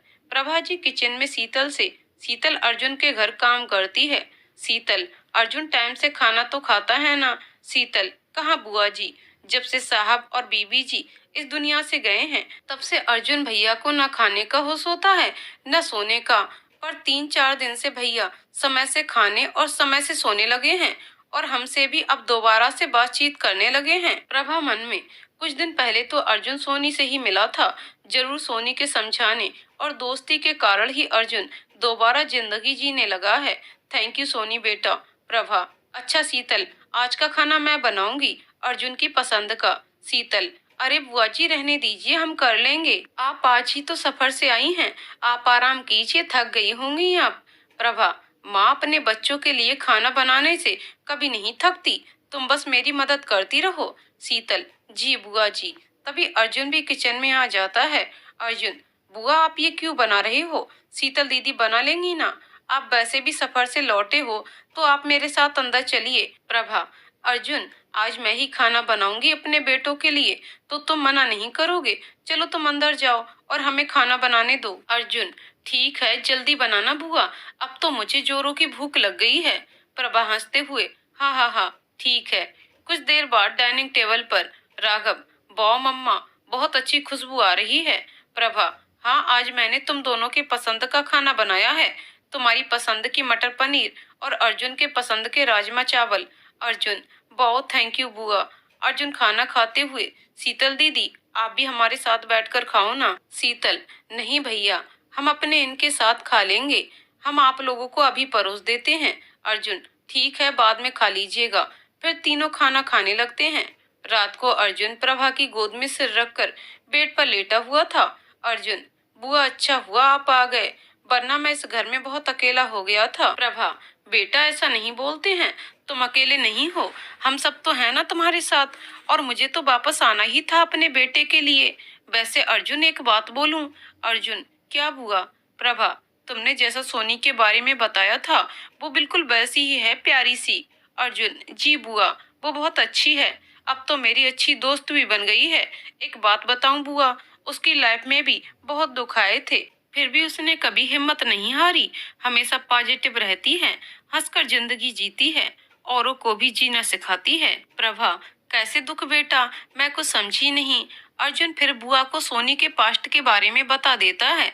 प्रभा अर्जुन की बात सुनकर, सही कहा तुमने अर्जुन, सोनी बहुत हिम्मत वाली लड़की है, वरना आजकल तो अमीर लोग भी छोटी सी परेशानी में सुसाइड कर लेते हैं, पर फिर भी उसने अकेली होकर भी जिंदगी में हार स्वीकार नहीं की। अर्जुन, वो खुद तो खुश रहती ही है, साथ में औरों को भी खुश रहने का हुनर है उसमें। पता है बुआ, वो कहती है बाबा जी हमेशा जो करते हैं सही होता है, बहुत विश्वास करती है वो भगवान पर। प्रभा जी अर्जुन का चेहरा ध्यान से देख रही थीं, जिस पर सोनी का नाम लेते हुए अलग ही खुशी थी। उनके मन में कुछ अलग ही चलने लगा था। फिर प्रभा जी अर्जुन के मन की जानने के लिए अर्जुन से बोलती हैं, तुम उसे पसंद करने लगे हो? अर्जुन एकदम से जवाब देता है, हाँ बहुत। फिर अचानक उसका ध्यान अपनी कही बात पर आता है। फिर वो एकदम से कहता है, मतलब कि मुझे वो दोस्त के तौर पर पसंद है। प्रभा जी मुस्कुराते हुए मन में, कोई बात नहीं बेटा, अभी तो तुम्हें सिर्फ दोस्त के तौर पर ही पसंद है, पर तुम्हारे चेहरे की खुशी कुछ और ही बयान कर रही है। दिल में तो वो तुम्हारे धीरे धीरे बसी रही है, पर इसका एहसास धीरे धीरे ही होगा। भगवान करे वो लड़की तुम्हारी जिंदगी में खोई हुई खुशियां वापस ले आए। अर्जुन, बुआ आप भी जाकर आराम कर लीजिए अब। प्रभा, ठीक है, तुम भी अब सो जाना, जागते मत रहना। फिर प्रभा जी सोने चली जाती हैं। अर्जुन लेटे हुए अपने मन में सोचता है कि मैंने बुआ से ये क्यों नहीं कहा कि मुझे सोनी पसंद है। क्या सच में मैं उसे पसंद करने लगा हूँ? नहीं नहीं, वो तो कुछ दिन पहले ही मुझे मिली है, और पसंद वो मुझे इसलिए है क्योंकि वो मेरी अच्छी दोस्त बन गई है। हाँ यही सच है। ऐसे ही सोचते सोचते अर्जुन भी नींद के आगोश में चला जाता है। ऋतिक के घर। ऋतिक रात को घर पहुंचता है तो देखता है उसके पापा सोफे पर सोए हुए थे। पहले अक्सर हर रात जब वो ऐसे अपने पापा को देखता था तब कभी भी उसने उनकी तरफ गौर नहीं किया था, पर आज जैसे सोनी की कही बातों ने उसे सोचने पर मजबूर कर दिया कि उसके पापा कितने अकेले हैं। ऋतिक मन में, पापा, आप हर रात मेरा इंतजार करते करते यहीं सो जाते हो, पर मैंने कभी ये गौर ही नहीं किया। आपने बचपन से मुझे माँ बाप दोनों का प्यार दिया, कभी कोई कमी नहीं रखी, मेरी हर ख्वाहिश पूरी की, और मैंने आपको क्या दिया? सिर्फ अकेलापन। आपने कभी मुझसे कुछ नहीं कहा, ना कोई शिकायत की। आप तो बस मेरा थोड़ा वक्त चाहते थे, पर मैं अपने दोस्तों और ऐशो आराम में इतना उलझ गया कि आपको समय ही नहीं दे पाया। आई एम सॉरी पापा, मैं आपका बुरा बेटा हूँ, बहुत बुरा। वो अपने पापा के कमरे में जाता है और अलमारी से एक चादर निकाल लाता है और हॉल में सोफे पर लेटे हुए अपने पापा के ऊपर आराम से डाल देता है। वो कुछ देर वहीं बैठने के बाद अपने कमरे में आकर लेट जाता है, पर आज उसकी आंखों में नींद नहीं थी। उसके दिमाग में सिर्फ सोनी की बातें चल रही थीं। अगली सुबह सुबह ऋतिक के पापा उसके कमरे में आते हैं। ऋतिक बेड पर लेटा हुआ होता है। उसके पापा बेड के पास जाकर उसके पास बैठ जाते हैं। वो ऋतिक के बालों में हाथ फेरते हुए धीरे से बोलते हैं, गुड मॉर्निंग बेटा। फिर कुछ देर बाद वो रूम से बाहर चले जाते हैं। उनके जाने के बाद ऋतिक अपनी आंखें खोलता है और नम आंखों से बोलता है, गुड मॉर्निंग पापा, आज से आपके बेटे का सारा वक्त आपका होगा। मैं अब कभी आपको अकेला नहीं रहने दूंगा। आई लव यू पापा। असल में ऋतिक रात भर सो नहीं पाया था। आज जब उसके पापा कमरे में आए तब वो जागा ही हुआ था। पापा के आने पर उसने आंखें बंद कर ली थीं ताकि उसके पापा को लगे कि वो सो रहा है। दूसरी तरफ सोनी ऑफिस के लिए घर से निकल ही रही होती है। सोनी, नेहा शाम को रेडी रहना, मैं ऑफिस से वापस आकर तुम्हें लेते हुए जाऊंगी। नेहा, जी दी, मैं रेडी रहूंगी। कुछ देर में सोनी ऑफिस के बाहर पहुंचती है। तभी नीरज भी अपनी गाड़ी से ऑफिस पहुंच जाता है। नीरज सोनी के पास आकर, हाय सोनू, आज घर चल रही हो ना शाम को? सोनी, हाँ, तुम्हारी लव स्टोरी जो सेट करनी है, निशा जी को मिलाना है। नीरज सोनी के गाल खींचते हुए, ये हुई ना मेरी सोनू वाली बात। मैंने तुझे बहुत मिस किया सोनू, इतने साल। सोनू उसके गले लगकर, मैंने भी तुम्हें और आंटी को बहुत मिस किया। चलो ऑफिस के अंदर चलते हैं। तभी अर्जुन भी ऑफिस पहुंच जाता है। वो नीरज और सोनी को गले लगते देख लेता है। वो सोच बैठता है कि शायद नीरज और सोनी एक दूसरे के साथ रिलेशनशिप में हैं। वो थोड़ा उदास हो जाता है और फिर वो भी ऑफिस के अंदर चला जाता है। अर्जुन का केबिन। अर्जुन अपने केबिन में जाकर काम में लग जाता है, पर बार बार उसके दिमाग में नीरज का सोनी को गले लगाना याद आ रहा था। फिर अचानक उसके चेहरे पर सोनी का चेहरा याद करके एक बड़ी सी स्माइल आ गई। सोनी ने आज वाइट पटियाला डाला था, लाल दुपट्टा लिया हुआ था। आज जब सुबह अर्जुन ने बाहर सोनी को देखा था वाइट पटियाला पहने, तब एक पल को वो खो ही गया था। सोनी बहुत सुंदर लग रही थी उसमें। तुम्हें देखने को दिल मचल रहा है, ये एहसास हमें कुछ नया सा लग रहा है। तेरे दीदार की तलब का एहसास हमें कुछ यूं हुआ है। वो सोनी को सोचते हुए कुछ देर बाद अपने इंटरकॉम से कॉल करके सोनी को अपने केबिन में बुलाता है। सोनी अर्जुन के केबिन में आती है। सोनी, आपने बुलाया सर? अर्जुन सोनी को देखता है और फिर खो जाता है। उसका सोनी की कही बात पर ध्यान ही नहीं जाता। सोनी फिर से, अर्जुन तुमने मुझे बुलाया, कोई काम है? अर्जुन तब भी नहीं बोलता। सोनी जोर से, सर। अर्जुन का ध्यान सोनी की तेज आवाज से सोनी के ऊपर से हटता है। अर्जुन सकपका जाता है। हाँ, क्या हुआ? ऐसे जोर से क्यों चिल्ला रही हो? सोनी, चिल्लाऊं नहीं तो और क्या करूं? बस खोए हुए ही बैठे हो और मैं आवाजें लगाए जा रही हूँ, पर तुम तो पता नहीं कौन सी हीरोइन के ख्याल में खोए हुए हो। अर्जुन, मैं नहीं खोया हुआ था, वो तो मैं, मेरा मतलब। सोनी, वो तो मैं क्या? अर्जुन, मेरा मतलब मैं कुछ सोच रहा था। सोनी, अच्छा, पर खोए हुए तो ऐसे थे जैसे नया नया आशिक अपनी हूर के ख्यालों में खोया होता है। अर्जुन, हाँ, हूर ही समझ लो। सोनी, व्हाट, तुम्हारी कोई गर्लफ्रेंड भी है? तुम जैसे बोरिंग की। अर्जुन, क्या क्या बोरिंग? तुम्हारा मतलब मैं बोरिंग हूँ? सोनी, नहीं, वो मतलब कि तुम। मन में, क्या बोलूं, हे बाबा जी, मैं भी ना जुबान ज्यादा ही चलाती हूँ, अपने बॉस को ही बोरिंग बोल रही हूँ मुंह पर ही। अर्जुन, क्या तुम आगे भी बोलो ना। सोनी, यही कि तुम थोड़ा सीरियस टाइप के हो और लड़कियां तुमसे थोड़ा डरती होंगी ना, तो इसलिए मुझे लगा तुम्हारी कोई गर्लफ्रेंड नहीं होगी। अर्जुन, पर तुम भी तो लड़की हो ना, तुम तो मुझसे नहीं डरती। सोनी, सोनी किसी से नहीं डरती, बाबा जी को छोड़कर। चलो ये तो बताओ किस काम के लिए बुलाया था? अर्जुन कुछ सोचकर, हाँ वो आज साइट विजिट के लिए जाना है, तो शाम को चलेंगे और वहीं से मैं तुम्हें तुम्हारे घर छोड़ दूंगा। सोनी, हाँ पर शाम को मुझे किसी और के साथ जाना है ऑफिस से। अर्जुन, किसके? सोनी, वो नीरज के साथ। अर्जुन, जो अकाउंटेंट है यहाँ। सोनी, जी वो मेरा दोस्त है, तो आज रात उसी के घर जाना है। अर्जुन नीरज का नाम सुनकर अपने मन में कहीं मैं कुछ ज्यादा तो नहीं सोचने लगा सोनी के बारे में। अगर सोनी को नीरज पसंद है तो मुझे इसी में खुश रहना चाहिए। अर्जुन, ठीक है, फिर मैं वापस तुम्हें ऑफिस छोड़ दूंगा।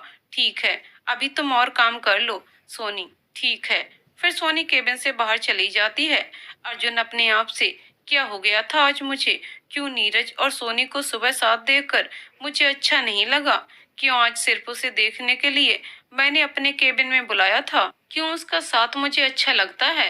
कल बुआ के सामने भी मैंने सोनी को पसंद करने की बात कह दी थी। क्या सच में मैं सोनी को पसंद करने लगा हूँ? शायद हाँ, पर मेरी किस्मत यहाँ भी खराब है। वो किसी और को चाहती है शायद। मेरी किस्मत में तो शायद अकेलापन ही लिखा है, पर मैं उसकी खुशी में खुश हूँ, चाहे वो किसी के साथ भी क्यों ना रहे।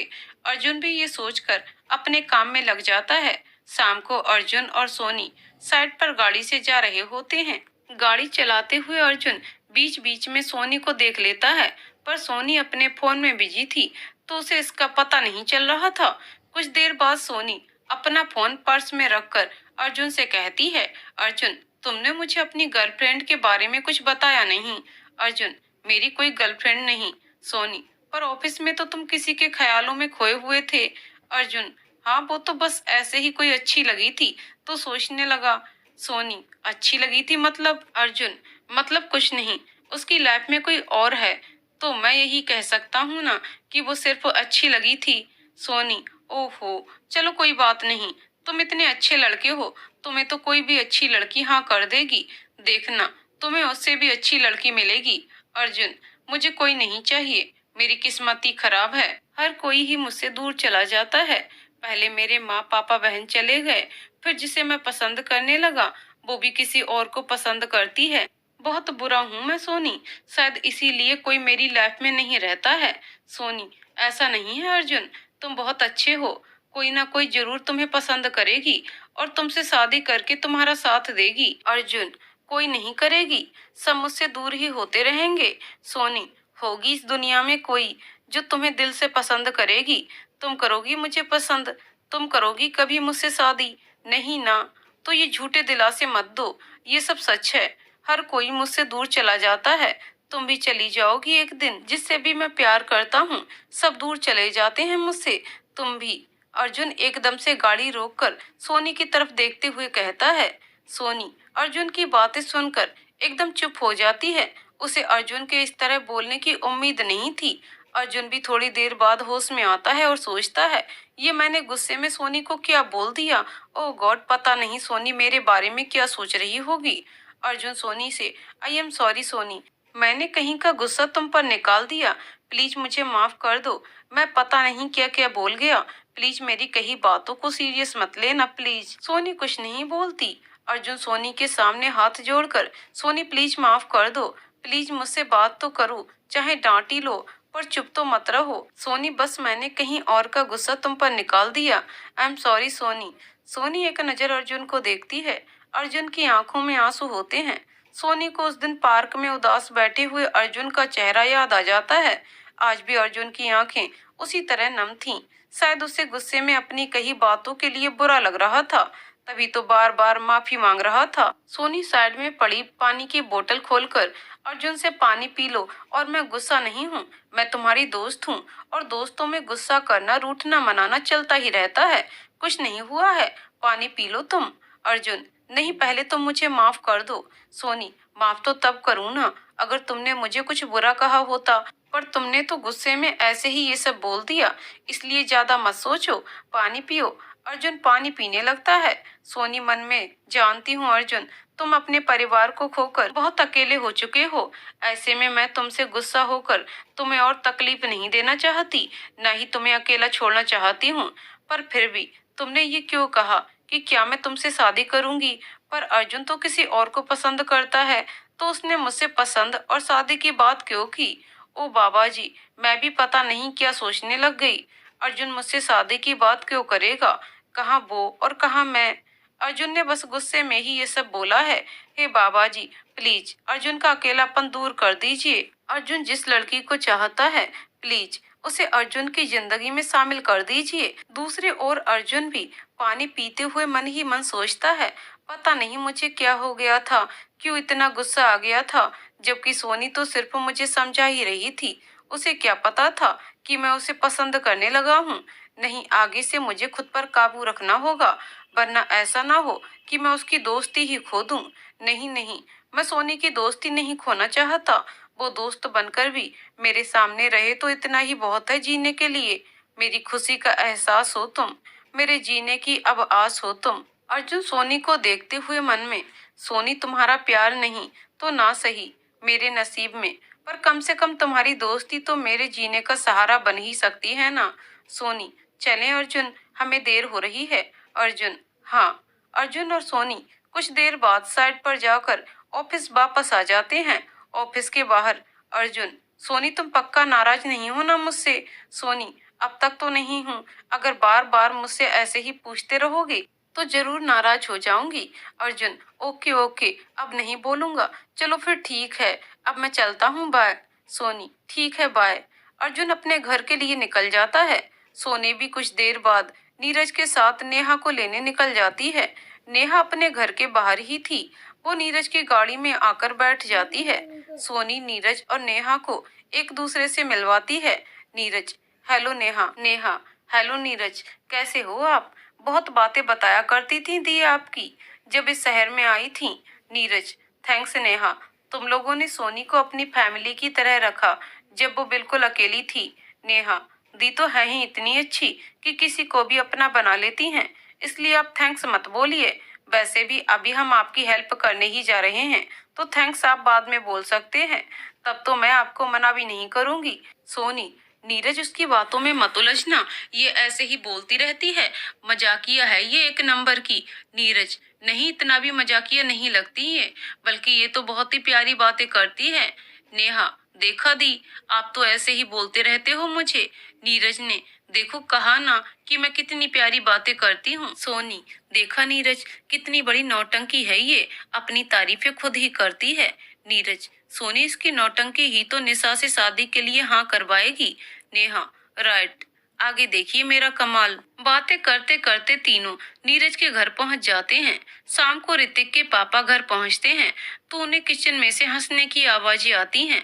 वो किचन की तरफ जाकर देखते हैं कि ऋतिक रमन काका के साथ खाना बनाने में मदद कर रहा था। ऋतिक, रमन काका सब बन गया है ना पापा की पसंद का? रमन काका, ऋतिक बेटा सब बन गया है, और जब साहब को पता चलेगा कि आपने आज उनकी पसंद का खाना बनाने में मेरी मदद की है तो बहुत खुश होंगे वो। ऋतिक के घर। ऋतिक, हाँ। तभी ऋतिक की नजर किचन के बाहर खड़े अपने पापा पर पड़ती है। ऋतिक, अरे पापा आप आ गए, चलिए आप फ्रेश होकर आइए, फिर हम दोनों बाप बेटा मिलकर खाना खाएंगे आज। ऋतिक के पापा, वो तो ठीक है पर बेटा आज तुम इतनी जल्दी घर कैसे? ऋतिक, पापा बातें बाद में, पहले आप जल्दी से फ्रेश होकर आइए, मेरे पेट में बहुत जोरों से चूहे कूद रहे हैं। ऋतिक के पापा, हाँ हाँ हाँ, ठीक है, मैं अभी आता हूँ। ऋतिक के पापा अपने कमरे में चले जाते हैं। ऋतिक और रमन काका डाइनिंग टेबल पर खाना लगाने लग जाते हैं। कुछ देर बाद ऋतिक के पापा कमरे से फ्रेश होकर आ जाते हैं। ऋतिक, आइए पापा जल्दी बैठिए, आज मैं आपको खाना परोसता हूँ। ऋतिक अपने पापा को खाना परोसने लगता है। ऋतिक, काका आप भी बैठिए, वो उनके लिए भी प्लेट लगाने लगता है। रमन काका, ऋतिक बेटा आप और साहब खाएं, मैं परोस देता हूँ आपको। ऋतिक, नहीं काका, आज हम तीनों एक साथ खाना खाएंगे, आपने खाना बनाने में मेरी इतनी मदद जो की है, तो चलिए बैठिए। ऋतिक के कहने पर रमन काका भी उन दोनों के साथ बैठ जाते हैं और तीनों खाना खाने लगते हैं। ऋतिक के पापा, वाह, आज तो खाने का स्वाद ही अलग है, और साथ में बैठकर खाने में तो और भी आनंद आ रहा है। रमन काका, सही कहा साहब आपने, आज ऋतिक बेटा ने आपकी पसंद का खाना बनवाया है, वो भी खुद मेरी मदद करके। ऋतिक के पापा, अच्छा, तभी मैं कहूँ, आज ऋतिक घर पर कैसे? आज तो सच में बहुत अच्छा दिन है। मेरा बेटा मेरे साथ डिनर जो कर रहा है। ऋतिक, सिर्फ आज ही नहीं, अब हर रोज मैं आपके साथ ही खाना खाऊंगा। ऋतिक के पापा हैरान होकर, क्या क्या कहा तुमने बेटा? तुम हर रोज मेरे साथ खाना खाया करोगे? ऋतिक, जी पापा, आपने बिल्कुल सही सुना। अब हम दोनों हर दिन साथ खाना खाया करेंगे। ऋतिक के पापा, पर तुम तो घर जल्दी ही नहीं आते हो हर रात को। ऋतिक, अब से ऐसा कुछ नहीं होगा पापा। फिर ऋतिक थोड़ा रुककर नम आंखों के साथ बोलता है, पापा आई एम सॉरी, मैं बहुत बुरा बेटा हूँ ना। मैंने कभी भी आपको टाइम नहीं दिया, जबकि आपने बचपन से मुझे कभी भी मम्मा की कमी नहीं महसूस होने दी। आपने हमेशा मुझे प्यार दिया, मेरी हर ख्वाहिश पूरी की, और बदले में मैंने आपको सिर्फ इंतजार दिया। आपने कभी मुझे किसी चीज के लिए मना नहीं किया। हर पल आप मेरे साथ रहे, मुझे कभी अकेला नहीं रहने दिया। पर मैं हमेशा अपने में ही मस्त रहा, कभी आप पर ध्यान ही नहीं दिया। आप हर रात मेरा इंतजार करते करते सोफे पर ही सो जाते थे। मैंने कभी गौर ही नहीं किया कि आप मेरा हर रात इंतजार करते हैं। मैं तो बस अपने दोस्तों में ही उलझा रहा, कभी एक बाप का अकेलापन मुझे दिखा ही नहीं।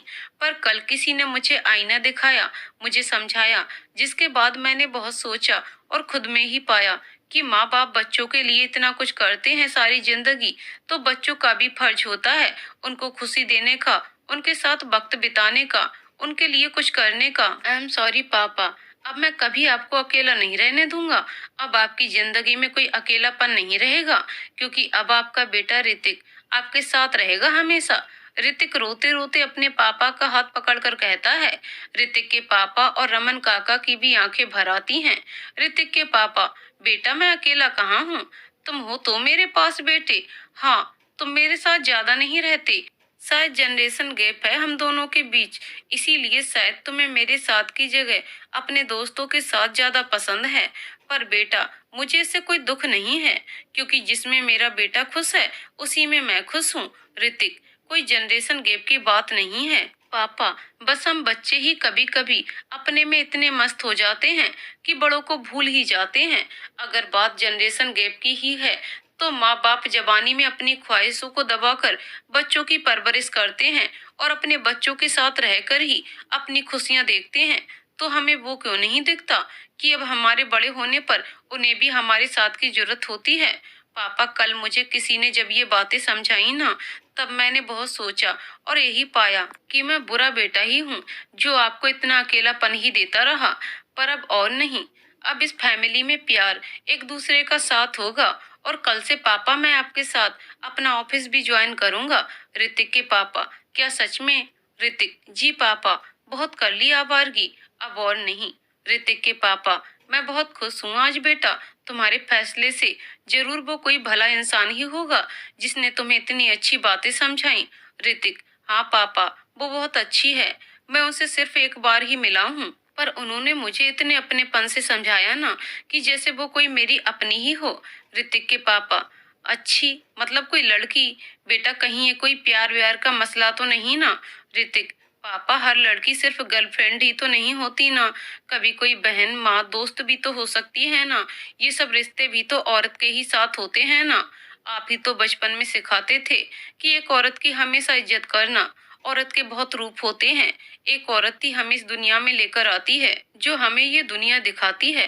पापा, आपको पता है, कल उस लड़की ने ही मुझे सही गलत समझाया और आपके बारे में सोचने पर मजबूर किया। वो एक परी थी जो मुझे मेरे पापा के करीब ले आई। पता है पापा, मैंने उसको दी बोला तो ऐसा लगा जैसे मुझे एक बहन मिल गई। ऋतिक के चेहरे पर मुस्कुराहट लाते हुए ये सब बोल रहा था। ऋतिक के पापा, सही कहा तुमने बेटा, वो एक परी ही है जिसने मेरे बेटे को मेरे और करीब कर दिया। पर मुझे भी तो मिलाओ अपनी दी से कभी। रमन काका, हाँ बेटा, हमें भी मिलना है उस परी से जिसने इस घर में बाप बेटे को और करीब कर दिया। ऋतिक, पापा, रमन काका, जरूर मिलवाऊंगा, बल्कि घर लेकर आऊंगा उनको जिस दिन वो मुझे फिर से मिलेंगी। अभी तो इंतजार करना पड़ेगा आप दोनों को। ऋतिक के पापा, चलो कोई नहीं, हम इंतजार कर लेंगे। अभी चलो खाना खत्म करो जल्दी, सुबह हमें ऑफिस भी जाना है। ऋतिक, जी पापा। तीनों खाना खाने लगते हैं। नीरज के घर सोनी और नेहा नीरज के साथ उसके घर पहुंच जाते हैं। घर का दरवाजा खोलने जब नीरज की माँ आती हैं, तो वो नीरज को देखकर उससे कहती हैं, नीरू, आज तूने इतनी देर लगा दी आने में, ऑफिस में ज्यादा काम था क्या? नीरज, नहीं मम्मा, वो आपके लिए एक सरप्राइज लाने में देर हो गई। नीरज की माँ, सरप्राइज? कैसा सरप्राइज? नीरज अपने पीछे से सोनी को आगे लाकर अपनी माँ के सामने खड़ी कर देता है। सोनी, पहचाना शीला आंटी? सोनू, तुम यहाँ देहरादून में? मुझे तो यकीन ही नहीं आ रहा। नीरज की माँ हैरान और खुश होते हुए कहती हैं। सोनी शीला जी को गले लगाकर रोते हुए, कैसी हो आंटी आप? पता है मैंने आपको कितना याद किया। शीला जी उसे चुप कराते हुए, नहीं सोनू, रोते नहीं, मैंने भी तुझे बहुत मिस किया, पर तू यहाँ कैसे? और ये तेरे साथ लड़की कौन है? नेहा हाथ जोड़कर शीला जी से, नमस्ते आंटी, मैं सोनू दी के साथ ही आई हूँ। शीला जी, नमस्ते बेटा, चलो अंदर चलो, पहले अंदर चलकर बात करते हैं। सब घर के अंदर चले जाते हैं और हॉल में बैठ जाते हैं। तभी एक छोटी बच्ची दौड़कर शीला जी के पास आती है और कहती है, दादी ये सब कौन है? सोनी उस बच्ची को देखकर उससे कहती है, आप जिया हो ना? वो बच्ची अपनी आंखें टिमटिमाते हुए, हाँ, पर आपको कैसे पता कि आप मुझे जानती हो? सोनी, बेटा आप मुझे नहीं जानती, पर मैं आपकी मम्मा को जानती हूँ। तुम्हारी मम्मा और मैं एक ही ऑफिस में काम करते हैं। जिया, ओ, फिर तो आप नीरज अंकल के साथ भी काम करते होंगे ना, क्योंकि मम्मा और नीरज अंकल भी एक ही ऑफिस में जाते हैं। सोनी, हाँ, और आपको पता है ये जो आपके नीरज अंकल हैं ना, ये मेरे बचपन के दोस्त हैं। जिया, ओ, दोस्त? जैसे मेरे स्कूल में है मेरे दोस्त। सोनी, हाँ, जैसे आपके दोस्त हैं ना, वैसे ही नीरज भी मेरे बचपन के दोस्त हैं। जिया, ओके, और ये आपके साथ कौन है? सोनी, बेटा ये है हमारी बहन नेहा। जिया, हेलो नेहा दीदी। नेहा, हेलो जिया बेटा। नीरज, जिया बेटा जाओ, मम्मा को बुलाकर लाओ, उन्हें कहना सोनू दीदी आए हैं। जिया, ठीक है अंकल, मैं अभी मम्मा को बुलाकर लाती हूँ। जिया अपनी माँ को बुलाने चली जाती है। सोनी और नेहा भी शीला जी के साथ बैठ जाती हैं। फिर नीरज शीला जी को सोनी के यहाँ आने तक की सारी बातें बताता है। शीला जी, इतना सब कुछ हो गया सोनू तेरे साथ, और हम सोच रहे थे कि तू ठीक होगी। बेटा मैं तेरा ख्याल नहीं रख पाई, I am sorry Sonu. Soni, Sheela aunty, आप सॉरी मत बोलिए, ये सब होना मेरी किस्मत में ही लिखा था। मुझे इसी तरह शायद इस शहर में आना था और नेहा और सीमा आंटी जैसे प्यारे लोगों से मिलना था। शीला जी, हाँ, किस्मत में शायद यही लिखा था। बहुत नेक है सीमा जी और नेहा, जिन्होंने हमारी बच्ची को कभी अकेलापन महसूस नहीं होने दिया इस अनजान शहर में। फिर शीला जी नेहा का हाथ पकड़कर, तुम्हारा और तुम्हारी माँ का बहुत एहसान है हम पर, जो तुम लोगों ने हमारी बच्ची को सहारा दिया। थैंक्स नेहा बेटा। नेहा शीला जी के हाथ पर हाथ रखकर, आंटी आप थैंक्स मत कहिए, सोनी दी तो है ही इतनी अच्छी कि हमें पता ही नहीं चला वो कब हमारे लिए हमारी फैमिली का हिस्सा बन गई।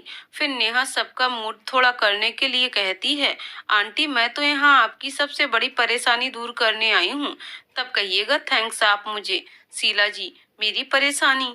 मैं कुछ समझी नहीं नेहा। नेहा, अरे आंटी आप समझी नहीं, मैं उसी परेशानी की बात कर रही हूँ जो हर माँ को अपने जवान बेटे को देखकर होती है। जिस परेशानी में हर माँ के बाल सफेद हो जाते हैं और वो वक्त से पहले बूढ़ी हो जाती हैं। पर आंटी अब चिंता मत कीजिए, मैं आ गई हूँ ना, अब पल भर में आपकी परेशानी छू मंत्र कर दूंगी। नेहा की बात सुनकर सोनी अपना सिर पकड़कर बैठ जाती है और नीरज मुंह पर हाथ रखकर हंसते हुए, आज तो मम्मा का पूरा मनोरंजन होगा, हा हा हा। पर नेहा मुझे तो कोई परेशानी नहीं है और मेरे तो बाल अभी भी काले ही हैं। शीला जी अपने बालों को हाथ लगाते हुए कहती हैं। नेहा, अरे आंटी मैं आपके बेटे की शादी की बात कर रही थी, आप परेशान मत हो, मैं करूंगी ना आपके बेटे से शादी। शीला जी, नीरज, सोनी, क्या? नेहा, नहीं वो मेरा मतलब था कि मैं करवाऊंगी ना आपके बेटे की शादी। सॉरी, वो जल्दी जल्दी में ज्यादा बोल गई। सोनी, इसे ज्यादा नहीं बहुत ज्यादा कहते हैं। शीला आंटी, ये नेहा बचपने में पता नहीं क्या क्या बोल देती है, पर है बहुत अच्छी, मैं बताती हूँ आपको पूरी बात। सोनी नीरज और निशा को मिलाने के पूरे प्लान के बारे में शीला जी को बताती है। सोनी की बात सुनने के बाद शीला जी, आइडिया तो तुम्हारा अच्छा है, पर अगर निशा फिर भी ना मानी, क्योंकि मैं उसे जानती हूँ, वो कभी नहीं मानेगी। सोनी, शीला आंटी वो जरूर मानेगी, क्योंकि मैंने निशा की आंखों में नीरज के लिए प्यार देखा है। वो सिर्फ समाज के डर से आगे नहीं बढ़ रही, उन्हें ये डर है कि वो बच्चे की माँ है तो लोग उसके नीरज की शादी करने पर बातें बनाएंगे। पर आंटी, हमें निशा को यही समझाना होगा कि लोगों के डर से जिंदगी जीना नहीं छोड़ा जाता। लोग आज बोल रहे हैं, कल कौन कहाँ हो किसको पता। तब तो हमारे अपने ही साथ निभाते हैं, ना कि बातें बनाने वाले लोग। हम जो करने जा रहे हैं वो निशा और जिया के अच्छे भविष्य के लिए जरूरी है। जब तक निशा को नीरज को खोने का एहसास नहीं होगा, तब तक निशा हाँ नहीं करेगी। इसलिए हमें ये सब करना ही होगा। नेहा, जी आंटी दी सही कह रही हैं। तभी नेहा को जिया का हाथ पकड़े एक लड़की हॉल में आते हुए दिखती है। वो समझ जाती है कि यही निशा है। नेहा निशा को देखकर सोनी को आंख मारते हुए शीला जी से कहती है, आंटी आप इतनी प्यारी हैं और नीरज भी इतने अच्छे हैं। मैं तो यही चाहती हूँ कि मुझे आपके जैसी सास और नीरज जैसे पति मिले। सोनी शीला जी को भी निशा के आने का इशारा कर देती हैं। शीला जी जानबूझकर, हाँ हाँ हाँ नेहा, तुम तो खुद ही इतनी प्यारी हो, तुम्हें तो हमसे अच्छे लोग मिलेंगे। पर हाँ, अगर तुम्हें नीरज पसंद करता है तो मेरी बहू के रूप में तो मैं फौरन हाँ कर देती। पर इतनी हंसमुख लड़की के लिए कौन ना कहेगा भाई। निशा शीला जी की बात सुनकर वहीं रुक जाती है। सोनी, अरे निशा आइए ना आप, हम कब से आपका इंतजार कर रहे थे। निशा, सॉरी वो थोड़ा काम कर रही थी तो टाइम लग गया। सोनी, अरे कोई बात नहीं, हम तो बस ऐसे ही बात कर रहे थे। आइए आपको नेहा से मिलवाती हूँ। सोनी निशा को नेहा से मिलवाती है। निशा, हेलो नेहा, सोनी से आपके और सीमा आंटी के बारे में बहुत सुना है। नेहा, हेलो निशा दी, सॉरी मैं आपको दी बुला सकती हूँ ना। निशा, हाँ जरूर, आपको मुझे जो बुलाना है बुला सकती हो। नेहा, थैंक्स दी, पर आप भी मुझे आप नहीं तुम बुलाओगे। निशा, ठीक है, अच्छा तुम लोग बैठो, मैं चाय नाश्ता लेकर आती हूँ। सोनी, नहीं निशा, चाय की कोई जरूरत नहीं है, हम तो सीधा खाना ही खाएंगे। निशा, ठीक है, मैं खाने की तैयारी करती हूँ। शीला जी, चलो निशा मैं भी तुम्हारे साथ चलती हूँ, आज मेरी बेटियां घर आई हैं तो कुछ स्पेशल बनाते हैं, चलो। निशा, जी आंटी चलिए। शीला जी और निशा किचन की तरफ चली जाती हैं और बाकी सब छत पर चले जाते हैं, नीरज के घर की छत पर। जिया, सोनी दीदी, नेहा दीदी को बोलिए ना कि वो नीरज अंकल से शादी ना करें प्लीज। सोनी, जिया बेटा, पर नेहा नीरज से शादी नहीं कर रही है। जिया, पर दीदी, नेहा दीदी तो कह रही थी अभी कि उनको नीरज अंकल जैसा पति चाहिए। नीरज, अरे बेटा वो तो नेहा मजाक कर रही थी ना। जिया, नहीं आप झूठ बोल रहे हो। नेहा, नहीं जिया, हम झूठ नहीं बोल रहे। सोनी को सोचकर, एक मिनट जिया, पर आप क्यों नहीं चाहती कि नीरज नेहा से शादी करे। नेहा, दी आप क्या बोल रहे हो, बच्ची है वो। सोनी, रुको तो नेहा, आप बताओ ना जिया, आप ऐसा क्यों नहीं चाहते कि नीरज की शादी नेहा से हो। जिया, वो मैं नहीं बता सकती, मम्मा गुस्सा होंगी। सोनी, क्यों। जिया, मैं नहीं बता सकती दीदी। सोनी, देखो जिया बेटा, अगर आप हमें कुछ नहीं बताओगे तो हमें कैसे पता चलेगा कि आप क्या चाहते हो। देखो मैं वादा करती हूँ कि आपके मम्मा आपसे गुस्सा नहीं होंगे। अब आप बताओ सच सच सब। जिया, सोनी दीदी, मैं नहीं चाहती नीरज अंकल किसी और से शादी करें। नीरज, पर क्यों जिया। क्योंकि मैं चाहती हूँ कि आप मेरी मम्मा से ही शादी करें, सिर्फ और मेरे पापा बनकर हमेशा साथ रहें। मैं मम्मा से जब भी कहती हूँ तो वो गुस्सा हो जाती हैं और बाद में मम्मा खुद भी रोने लग जाती हैं हमेशा, इसीलिए मैं ये बात किसी से नहीं कहती। जिया रोते हुए कहती है। तीनों जिया की बात सुनकर हैरान हो जाते हैं। जिया, मम्मा कहती हैं कि वो नीरज अंकल के लायक नहीं हैं। अंकल आप ही बताओ, क्या मम्मा अच्छी नहीं है कि आप मेरे पापा नहीं बन सकते। मेरे सब दोस्तों के पापा हैं, सब उनके पेरेंट्स मीटिंग में आते हैं। प्लीज मुझे भी पापा चाहिए। प्लीज नीरज अंकल, आप मेरे पापा बन जाइए ना प्लीज। जिया रोते हुए नीरज से लिपट जाती है। आगे की कहानी अगले भाग में। तो दोस्तों आपको कहानी कैसी लग रही है हमें कमेंट करके जरूर बताइएगा। कहानी पसंद आई हो तो वीडियो को लाइक शेयर करें और चैनल को सब्सक्राइब करें। कहानी को पूरा सुनने के लिए बहुत बहुत धन्यवाद दोस्तों।